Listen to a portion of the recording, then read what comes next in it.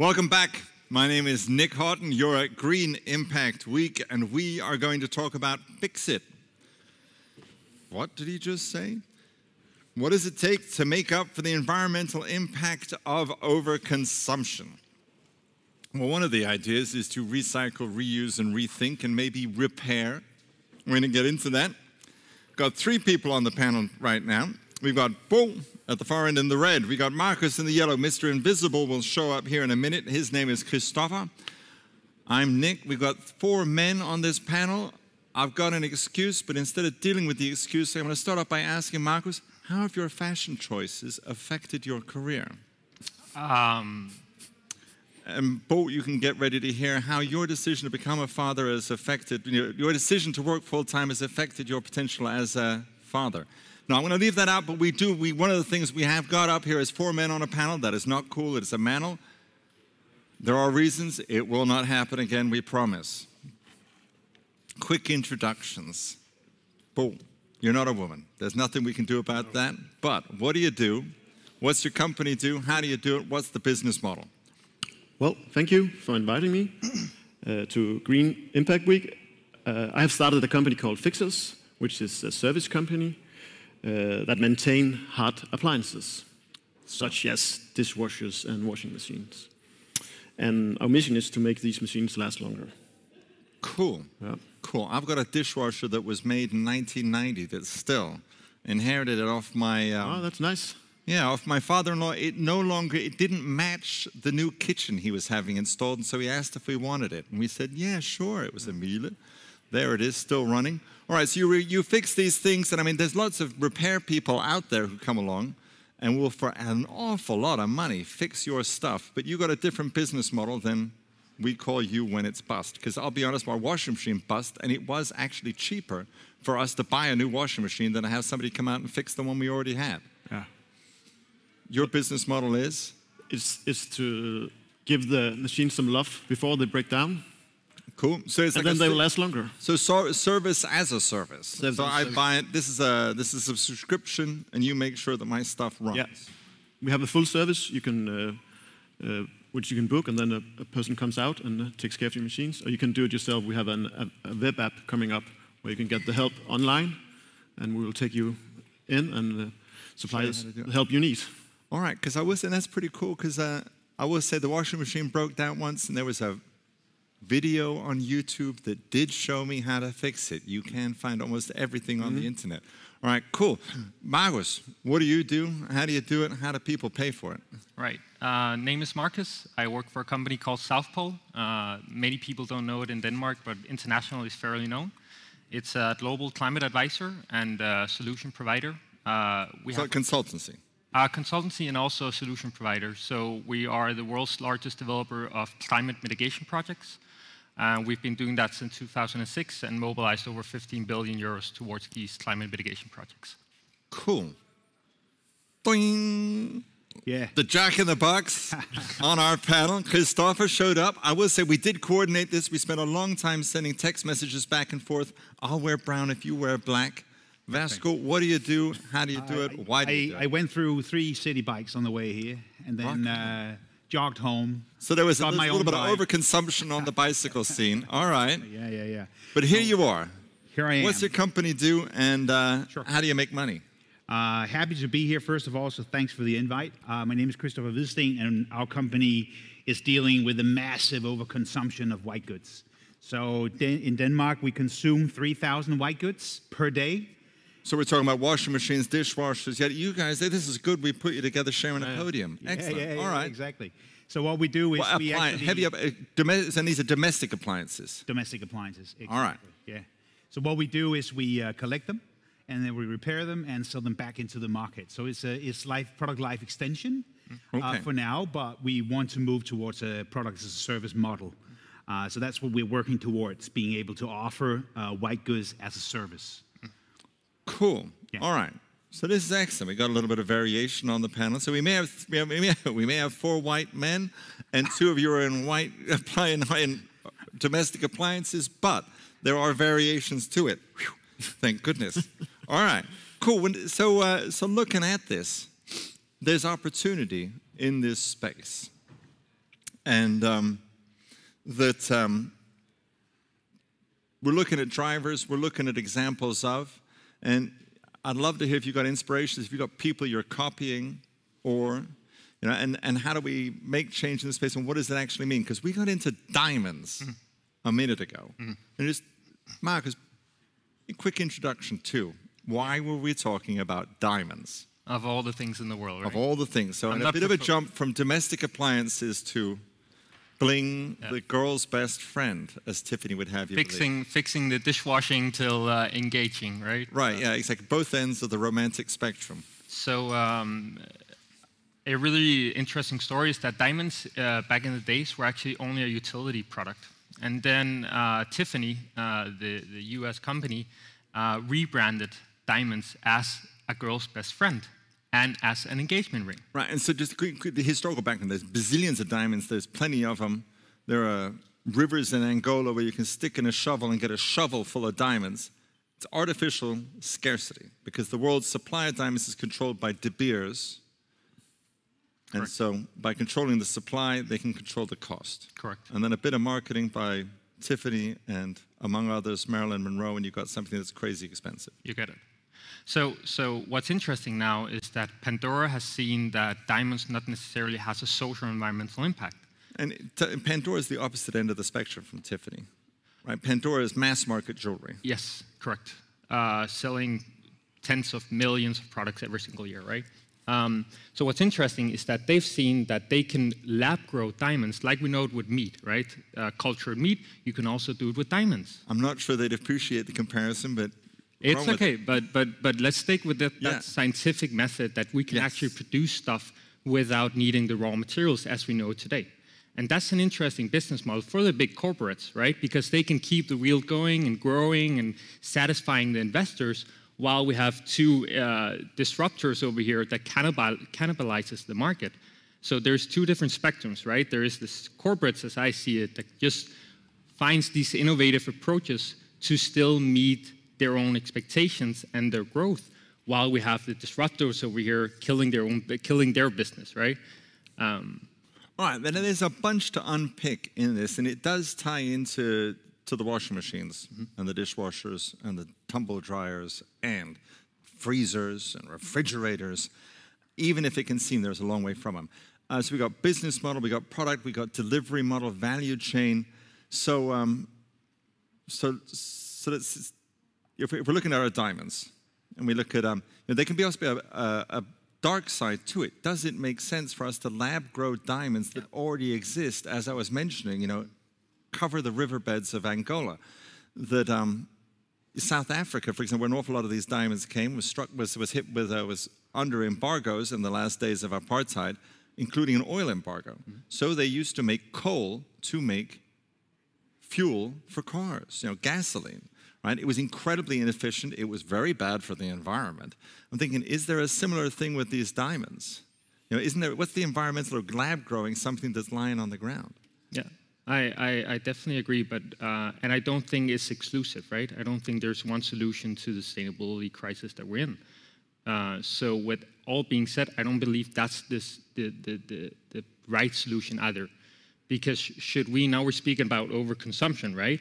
If you have a diamond that you can buy with a good heart, good faith in this diamond because it doesn't have the environmental or social impact, is that a world that we want to live in, where we can keep consuming, buying more, just continue as... Right, is it about enabling our overconsumption or changing? All right, with you guys, so you guys are coming up with some new business models. One of the challenges for companies that make stuff is that they make stuff. Yeah, and so I bumped into somebody who as angel investor who was a co-investor. His co-investor was BMW. And he said that BMW had co-invested on what sounded absurd to me, rent my driveway concept. This is back when the Airbnb of everything was happening. And, but he said that was part of BMW's but BMW's attempt to switch from being a car manufacturer that sold cars, and they saw you now, and then in 5 years they'd see you again when you wanted another one, and hopefully you'd be back in 3. But that it's going from being a car maker to being a transportation provider. And so they were also looking at investing in bikes and software that told you when your train was going to show up. So there was a shift. And what I'm interested in here is for you guys, do you see a similar shift with, let's say, the people that make these products, where they're trying to change? Because they also have a challenge. The car manufacturers, for example, one of the reasons you were going to buy a car in 5 years was the car would wear out. Well, I heard a guy in Volkswagen saying that the electric cars they make, they're building them that the current generation last 500,000 kilometers. The ones they've got coming soon last 800,000 kilometers. That's a lot longer than that car that you were going to buy in 5 years. And so they can't. So do you see a mindset shift in the producers of these products? I think what I'd like to address is actually that, the perverse relationship that we have, the structures that are driving our perverse relationships to things and people. Yeah. Right? If you take a thing like a mobile phone, we spend a lot of time looking at the mobile phone. Oh. And once we've looked at it for 2 years in Denmark, we change it out because the economics and perhaps the desires of us is to get something new. Software isn't updated, whatnot. So we spend a lot of time looking at the product and changing the product and using the product. And we've made it very, very expensive to look at people. My business is actually repairing machines. It's using people to make things last. Right now, I'm doing it all wrong, right? Because the incentive structures in Denmark tells us to make things cheap and, save on human interaction. Taxes on labor are 50%. On top of that is 25% VAT. Taxes on goods, nothing, almost nothing, right? So we substitute relationships, looking people in the eye, having people do work locally, to getting things manufactured in a plant in Turkey or China or nearshore in Lithuania, whatnot. So that's I think the issue that we are trying to address. We're trying to make this more human. We are trying to be able to service things and be able to service our local communities, going back actually to how it used to be. Yeah. You used to go to a tailor and he'll make you a coat, and that coat would last you maybe a lifetime, because he'll go and he'll mend it and he'll adjust it. If you put on some weight, he'll take it out. If you lost some weight, he'll take it in, but he'll make it last. It's not feasible anymore. It's too expensive, right? Or it feels too expensive. Things are cheap, human interaction expensive, and that's what we're trying to address. Super. And do you see, so we're talking business models and we're talking mindsets. So this BMW switch from car manufacturer to transportation provider, and it sounds great, but I see them like, I've worked in big organizations. If you've worked in big organizations, sounds cool, but good luck making it happen. That when I watch, for example, ads for the appliances that you guys both talk about, I often think they're completely divorced from reality. Because, basically, I just want cold stuff in my fridge, and I want clean clothes to come out of my... And if elves made the clothes clean, I'd be just as happy, And if there was some Harry Potter type thing, where like this animal that really enjoyed cleaning my clothes, I'd be totally cool with that if the animal was happy. It doesn't need to be a big washing machine, and I don't care who makes the damn washing. I just want the clean clothes. Do you see, is there a shift in? Well, I agree that our customers, they don't think about their appliances before they break down. And that's our challenge, that we want them to think about the appliance when they run. Because when they run, they need a little bit of extra care. Cool. And then they will last longer. But that's the shift that we are facing, that we need to persuade consumers to think differently, that they have to change their perspectives. Now, how do you make that change happen? Because, it's changing how people think. Damn, it's a hell of a lot easier to sell them a new washing machine than it is to change how someone thinks. You go to an ad agency, they're like, new washing machine? Yeah, I know how to move those. Change how people think? I agree. It's the structure is against us. The macroeconomic structures obviously against us, right? Because our model is expensive because it's people-driven. I think what we got going for us is we've come to the point where, I know it for myself. Do I want to call customer service at any of the big corporates? No, I don't. I don't want to go through, a phone channel and end up with some guy who doesn't know. Your call is important to us.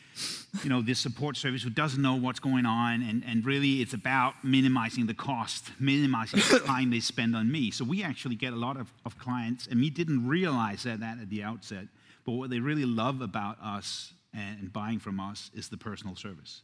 Is the fact that we're producing locally, we're here, we care about it. You know, we really do.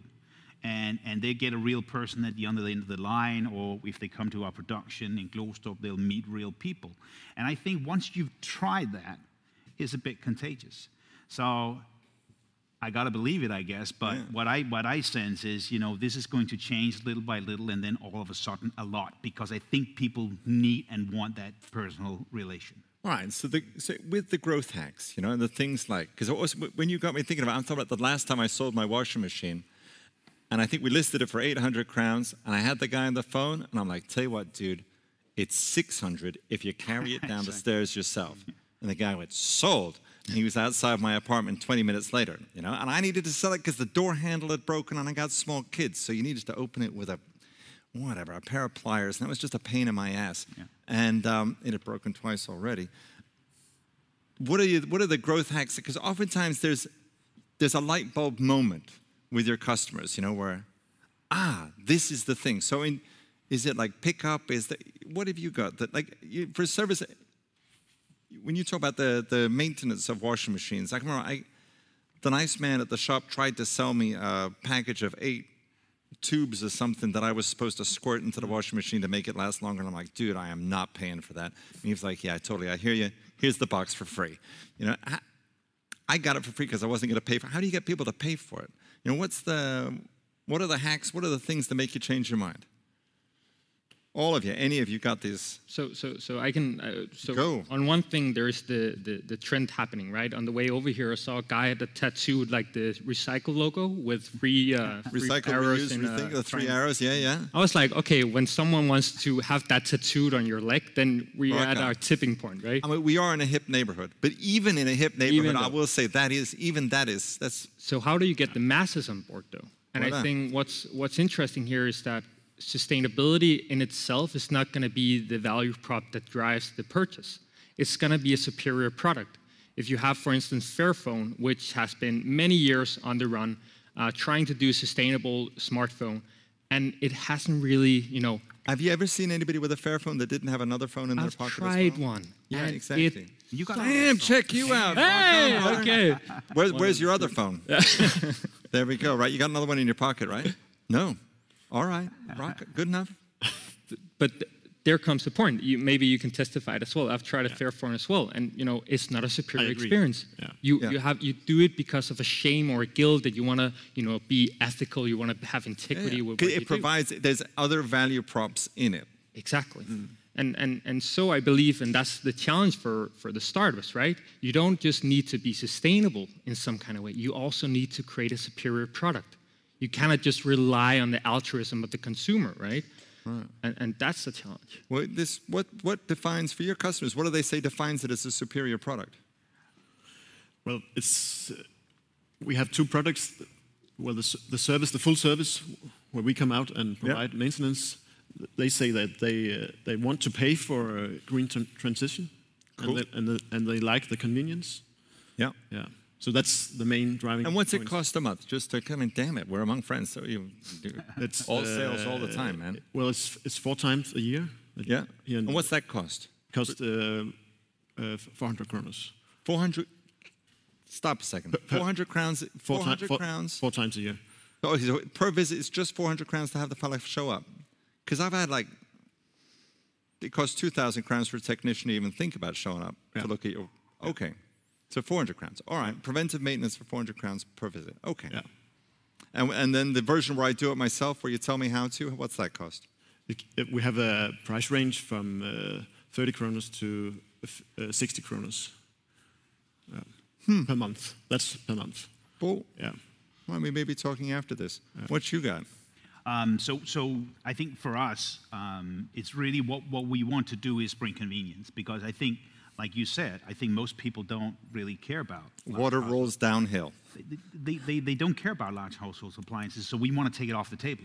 So that's why we're moving towards a product as a service model, where for a subscription you always have a large household appliance. You don't need to worry about it breaking. You don't need to think about, you know, if you're only here for 6 months, you know, what am I going to do with it afterwards or whatnot. So I think for us, the growth hack is getting to the convenience. And what's keeping us from getting there right now is we really want to be able to manage the cost of service. Now, to do that, we need to hack the machines. And to hack the machines, you get into all kinds of bureaucracy and red tape from the EU side. You know, you have to have a product certification that it's safe to use, et cetera, et cetera. So what we're doing right now is we're repairing the machines to the specification. We don't dare changing the machines. All right. We want to change them. Cool. We want to make them better. Yeah. But we need to get past that red tape to be able to not have, because, you know, we have one of each, so we need a certification for this machine, then we need for that machine and that machine, and that's not going to work out economically at all. How many people exactly would that work? So do you actually have people on staff that like do nothing but do certification paperwork stuff? Right now we don't do the certification because we haven't jumped into that pool Okay. yet. So it's a process right now. We're just repairing them so they get up to standard, you know, to the original certification, and people are happy to buy that. We get great reviews on Trustpilot. They think they get great value for money. Like, let's say you're a green consumer, then we're the only product in town. And so, like, what's the price point looking like? You know, and our price point starts at the market for washing $1,900 for an appliance. So $1,900 for an appliance. So $1,900 a year to get a washing. What's the subscription model? We don't have it in the market yet. Okay. So you're talking 1,900 crowns for an appliance, yeah. Like a washing machine. I can buy one for 19. For example. That's a good price. That's our starting point. You know, with the Danish taxes, whatnot, that we can't go lower than that. Good enough. So that's our starting point, and then it goes up from there. And typically it's half the original sales price. All right. What we're aiming at to do, and people are happy at that price point. But, you know, we really don't want to be in the same game as the big producers, you know, living off selling you the next machine and, you know, actually hoping for, come back soon, right? I mean, we don't want to be in that game.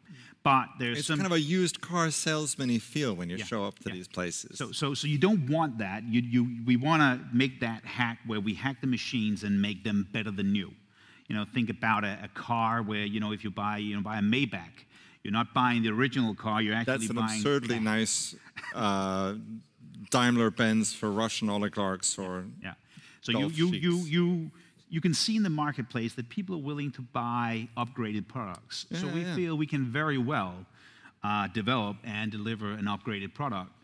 And our perspective is the long run, so we don't mind always keeping it the most energy efficient, updating the program on the product, etc., right? Yeah. That doesn't happen in the industry. You know, if you want to sell you the next machine, then make sure the next machine is a little more energy efficient than the previous one they sold you, instead of just offering you the software upgrade. Now, we don't have that. We don't want to have that on the table, right? We want to be able to always deliver the best machine to the customer at a very, convenient way. How are you reaching your customers? Right now we're just a web shop. Yeah. Right? So you got that internet. Google's pretty good at hitting up your customers. I mean, so you're doing SEO and advertising and the usual stuff. Yeah. How are you going to market? It's also online. Yeah. All right. And we got corporate partnerships going, or we have with kitchen manufacturers. We are in partnership, and we are in dialogue with some of the big corporates. I mean, for the international viewers, Danes care as much about kitchens as Germans care about cars, as Americans care about guns. I was being rude there, and but no. So there is an obsession in Denmark about kitchens. Yeah. All right, and so you're paired up with go ahead and name brand names. You have a lot of these, modern design based kitchen companies like Reform that is doing these hacks on the IKEA kitchens. Right? Yeah. So we're looking into the kitchen landscape, and then we're actually also collaborating with the big box retailers because we're going straight for the green consumer. All right.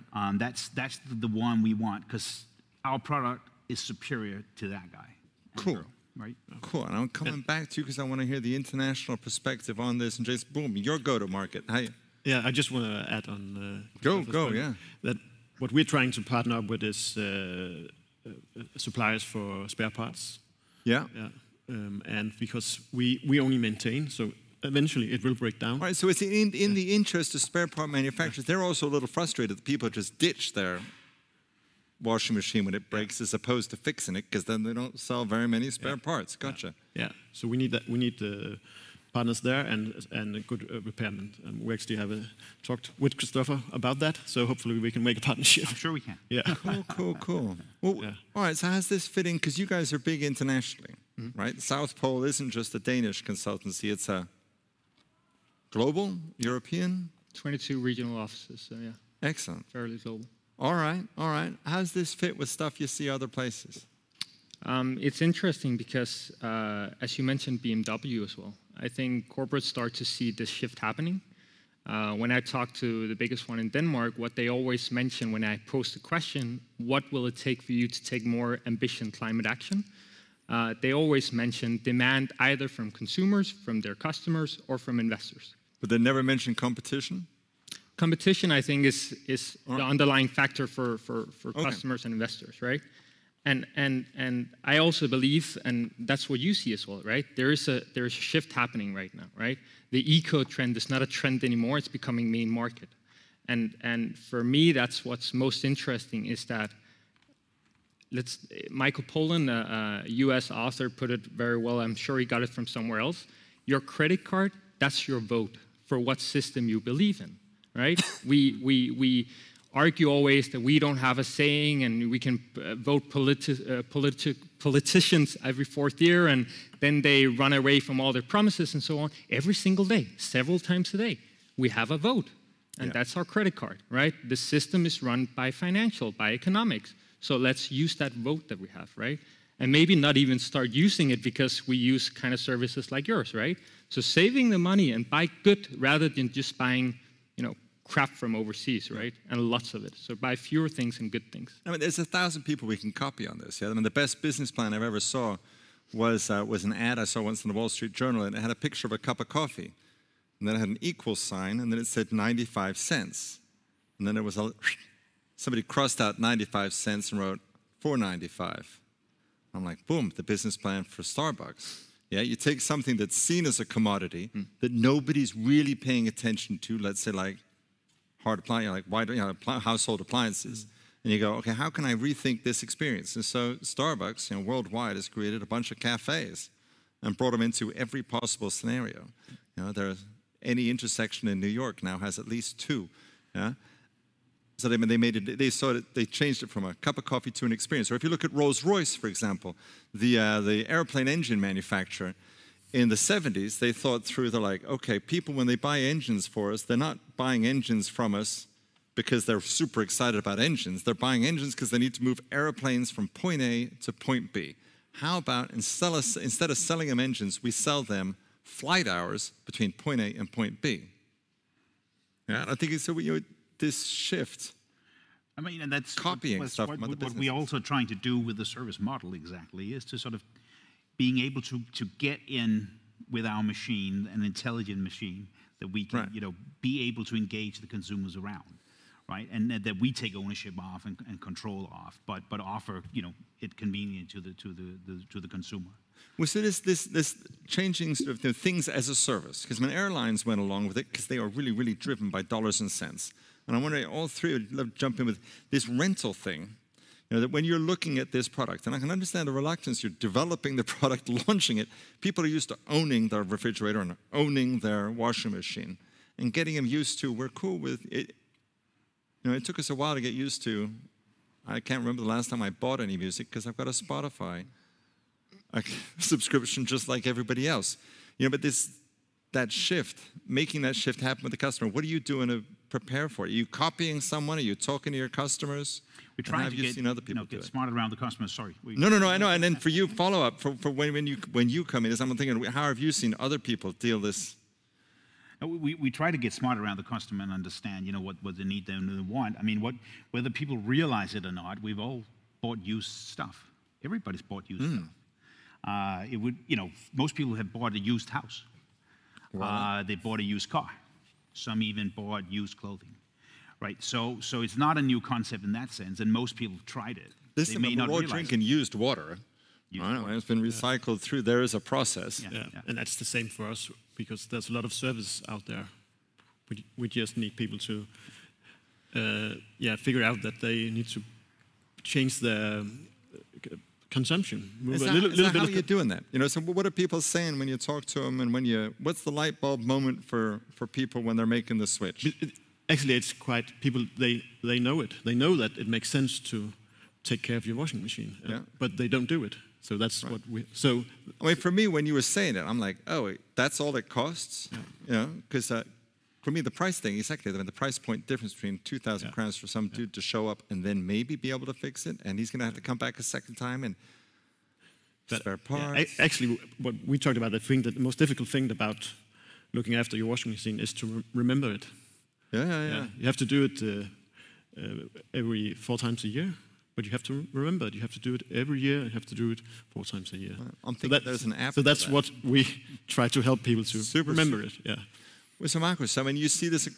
What are you seeing across different industries? I think it's going to be most interesting staying with the consumer and also the apparel industry, because fashion is just, fast fashion especially, is just having a big impact, right? It's the one industry where we keep buying up, and there's only so many washing machines that most people buy. I've heard of rich people in America installing 3, so you never have to wait for anyone else in the house's washing to get done. But fast fashion, even poor people. Exactly. There is no limit to how many T-shirts we can own. And I think that's, you don't want to have a T-shirt, right? You don't find joy in coming home and you open your closet and it's just filled up with clothes, right? You want to come and you just have that one suit, that one set that just fits you perfectly and just works. Speak for yourself. Right? I'm thinking there's a whole planet. Like, are you right there? Because damn, I've had a couple of girlfriends who. You have Son of a Tailor, for instance, the Danish company, right? Super simple. Like, there's no fancy colors and so on. It's very basic, right? Organic basics as well, to mention another one, right? And what's interesting about it is that shows that you don't necessarily want a full wardrobe of all different things, right? You want something that you know is good and that lasts. And to bring up Marie Kondo is right, is what you're saying. You can also use, for instance, the child of all sustainability heroes is Patagonia, right? Who offers now to repair your clothes, right? Really? And Lululemon, the US big company now, is trying to copy that by saying, when you purchase some clothes from us with a specific product line, we make sure that we repair it every time it breaks. Yeah. Cool. And that's Lululemon is an enormous brand. Enormous, huge, bigger than Patagonia. And I was going to say, and it's not known for that Patagonia. Not yet, but that's kind of what they see, right? It's the conscious consumerism coming along, right? And so it's a crazy, and that is a crazy competitive industry. Instead of seeing this as they're not doing it because they want to. They may be doing it because they want to save the planet, but they also see a competitive edge. Right, and that's where it is. Right now, the competitive edge in the fashion industry is very minimal, right? But when they come up with something as radical as a service model, where you don't need to think about your T-shirts anymore, you just know that you have one that fits, that's beautiful, that suits you, right? That's enough. That's a whole nother value proposition and a business model, right?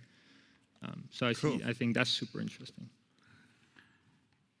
You guys, gents, pile in. Who are you copying when you do this? Because you're not inventing this out of whole cloth, right? I mean, there's got to be somebody you're watching where you're like, damn, that was smart. Actually, we can't find anybody else doing what we're doing. In any industry? Well, of course. Why not? But in the private, we are more private markets. Okay, so consumer to consumer, B2C, you don't see anybody doing. But in B2B, is there a model you're trying to map over? But of course, there's maintenance in if you have a factory, you maintain your machines there. Yeah. So that's business models exist. Right. I see modern factories. People imagine like people, in boiler suits. But it turns out if you're seeing a modern factory and you see somebody walking around, it's a technician that's repairing a machine that needs repairing, right? Because it's all super automated. Yeah. But we haven't found anybody else doing what we're doing right now. All right. You got any? Well, I think I couldn't point to one individual company or one individual application, but obviously, if you take a company like what are they called? The one with the BMWs on the roads. The Go? Is it called Go? No, it's not Go. Drive Now. Drive Now. Drive Now. Exactly. Yeah. Drive Now. When you look at Drive Now, how can they make a business out of that? I mean, you pay per kilometer. Yeah. Right. How do if they had to do the invoicing by hand, they'll be dead in the water immediately, right? But it's just an example of being able to see how the combinatorial effect of different technologies enables new things to happen. So we would be able to offer a subscription at 130 kroner per month, but it would require us to understand how the machines are doing. Are they still in place? Are they functioning the way they should? Can we do predictive maintenance on them? Can we upgrade the software, etc.? So we can keep cost of service low and offer it at a very attractive price point in the market. So it's the combinatorial effect of different technologies that are enabling us to see that, yeah, we're repairing machines today, but we are heading towards offering it as a service. Right. So it's things like that that sort of says, okay, it's possible, yeah. Yeah. So also I want to put some shine on a super cool startup in Denmark. Lovely, do it. It's called Stykka, Stykka. Stykka. Yeah, they've been in different. They've already worked with working with CNC frazers, like cutting out wood and making different kind of furnitures or the likes. Okay. What's interesting is that they're moving into the kitchen area, where they see that if you have HTH in Vita kitchens, actually I think it's around 13 to 15% of all new build kitchens are destroyed before even used one time. Because the building owner, the one developing it, comes in, puts a kitchen up, sells the apartment, and the owners come in and say, we don't like the kitchens, we want something else. So they tear it all down, nothing has been used. And even so, if they say yes and they start using it, if you want to switch, for instance, the top board, you need to take the whole kitchen out almost, right? Because it's glued and it's all kinds of crazy things because they need to send a new one. And of course, the product line is expired, so you can't get the reserve parts, you name it, right? It's a good business model for them, though. But what's interesting, and that's where you also come in, is that they do it module-based, right? Yeah. So if something breaks, if you want to renew something, if something can be updated with the software, with the hardware, you name it, the users can do it themselves. So that's the empowerment, right? And it might be a little bit more expensive to start off with, but over the long run, it's a lot cheaper, both on a climate basis, but also on a financial, economic basis, right? So that's just to throw it out there. And, that's cool. Go. Yeah. To add on that, we also experienced that we can, when we're out at a customer and we see that there's something wrong with the machine, we can detect what's wrong, and then we can bring down the cost of repairs. Exactly. Yeah. So that's also a value to our service in a way. Yeah. And this is predictive maintenance thing is crazy. It's if you own a car, you change your oil every 3 months, or what was it, 10,000 kilometers. And that a place that I used to work had an enormous fleet of vehicles, and they used to test the oil. And so instead of changing it, you just had this continuous system of oil testing. And lo and behold, it was not just whether the oil was needed changing, but you could tick. And the funny thing was, this was in 1990. Is that the technology has been around, the concepts have been around, but it's just not always equally distributed. Do you see a change in, let's see, when you're tracking consumer behavior, and all three of you are interested in hearing you jump in on this, is that you've seen a change in the business sector, where once upon a time the cook that cooked your food in your company was employed by you, and then over time it went over to this was somebody you hired in from ISS, because ISS was an easy plant, a big, huge company. It was easy to have all of your external people. Now companies are used to having many distributors for lots of different things, and that not owning things but leasing them or paying by the use is a totally common thing in the B2B sector, but less so in B2C. Now, with those telephones that we mentioned earlier, and with the app economy, we're more used to, as consumers, subscribing to things. And so most of the stuff that we use on here is either free, because they're sucking our data, or it's something that we pay a small amount for every month. Do you see this change towards a subscription model? Do you see that easier now because people are used to it other places? Yeah, we're inspired by all the subscription models out there, like Hvidsteen, where you get a bag of fruits and vegetables, and then you can make your own meal. And people are paying gladly for that right now. And are those the same customers? Do you see it? Do you see a correlation between somebody that's buying Hvidsteen or Grimm or whoever? Yeah. No, we see it as well. I think we see, first of all, I think on the consumer side, what we see is that, the value action gap that's always sort of, you've been been there. People say, 70% might say we were green, right? But then when they're doing the purchasing decisions, it drops down to what, 1, 2, 3, 4, 5% maybe. But we see, we see a change. I mean, we feel there's a change in terms of people putting more action behind the values. But I think to be fair, if you bought a piece of chocolate and say, oh, this is certified this, that, and the other, it's not tangible, I mean, because it doesn't relate to the taste. It doesn't relate to anything around the product, right? And that's I think the problem. One of the key problems with sustainability is it's not tangible. It's a claim we made. We may have certifications. We may have ways to verify that the claim is real, and trust us and trust the FSC or whatever the corporation that is standing behind the certification is. So I think the more tangible we can make it, I think then we can test for real whether there's action behind the values. So absolutely, people are moving more towards being able to act on this climate, and to be honest, you see it every day. You see it on the news every day. It's bombarding you. So being able to act on it is something that we can see people appreciate very much. And making it easy to act. Making it easy to act, making it credible, and I think, obviously convenience as well. I mean, it's a no-brainer, right? I mean, the superior product, the one that's cheaper and better, it's going to win. Oh, I mean, you drive an electric car and you're sold, right? You buy an electric car, you're like, shit, I mean, why are we, driving these gasoline cars? And it's got reserved parking spaces downtown. Excellent. On top of that, but just the driving experience, to me, is superior, right? So you got to offer that. You got to offer the better product at the better price, so that works. So that's what we're aiming for. We're aiming for to make it more convenient, making it better, and making it cheaper. And we can make it cheaper because we can keep cost of service low. We don't have to sell you a new product, make it in China, get it transported here, and all the cost that flows onto that.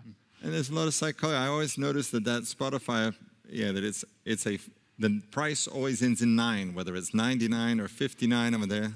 They put a little psychology into it, and the worst thing is that you're like, I shouldn't fall for it, but I did fall for it. Cool. Last comments, because we've got 2 minutes left here. Last things to round out on this. You can pick yourself whether you want to make, how do we make more money, how do we get it into more people's pockets, or things to remember, but thinking about the dear audience out there and their takeaways. So I want to propose opportunity space for any aspiring entrepreneurs. Okay. I became a father 2 weeks ago for the second child. Rock on. And what's the kid's name? Ariana. Ariana. Big love out. Can we give Ariana a hand? Cool. I hope there was some sound effects going on behind, so it sounds like you were 200 people rather than. Basta, listen, I mean, love is love. No, so it's the second time I see it. It's the Pampers, right?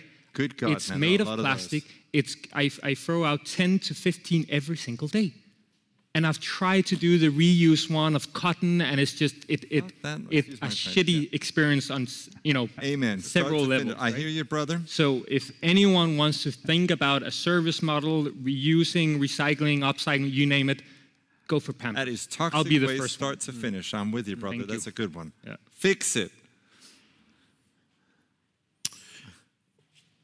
Famous last words. Yeah.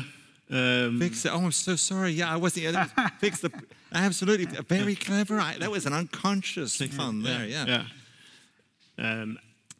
What should I say? I don't know. Go in and check our website, please. Absolutely. Yeah. Feel free. Good. Yeah. Always be closing. More sales. Visit. Yeah. The FIXRS, and it's FIXRS. Yeah. Boom. Yeah. .dk. Yeah. Nice. There. Yeah, so to abridge, simpleverysimple.com. Very good, very good. So one more time, slowly. One more time. Simpleverysimple.com. Simpleverysimple.com. Exactly. Cool. .com. I see some ambition there, baby. There's plenty of ambition. There's plenty of problems, and we need to solve them. More money, right? more problems. So this whole rap. I think the main message is, how Nike has this tagline and still has it, just do it. Mm-hmm. And I think our tagline is don't do it. Yeah. Don't buy anything new. I mean, challenge yourself to not buy anything, and if you have to buy something, buy it used, right? So, and when it comes to buying used, just do it. Cool. Because it's fine, and you're good climate-wise. Boom. Yeah.